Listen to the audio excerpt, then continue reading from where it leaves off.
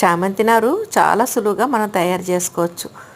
మనకి పాత పడిపోయిన మొక్కలు అంటే లాస్ట్ ఇయర్ మొక్కలు ఉంటాయి కదండి, అవి కొంచెం గుబురుగా పెరిగిపోతూ ఉంటాయి. ఆ మొక్కలు సరిగ్గా పుయ్యవండి. వాటిని చిగుళ్ళు చక్కగా చిన్న చిన్నగా మనం తుంచుకుని కొత్త మొక్కల కింద నారు తయారు చేసుకోవచ్చండి. ఇలా చిగుళ్ళన్నీ తీసుకుని కింద ఆకులు కట్ చేసేయాలండి.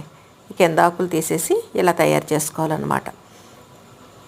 ఇవిలాగా అన్నీ ఎలా సెట్ చేసుకున్నాక ఇసుక అండి, వట్టి ఇసుకే, దాన్ని ఏమీ చేయక్కర్లేదు. అలాగే ఈ కొమ్మలకు కూడా చివరిన మీరు ఏమీ రాయక్కర్లా, డైరెక్ట్గా ఇలా ఇసుకలో గుచ్చేసామనుకోండి చక్కగా 10 రోజులకి మనకి వేర్లు చక్కగా తయారైపోతాయి. ఇవన్నీ కూడా నేను 10 రోజుల క్రితం నాటినవండి. ఇవి తీసి చూద్దాం ఎలా ఉన్నాయో. చూసారా ఎంత గుబురుగా వచ్చినాయో వేర్లు.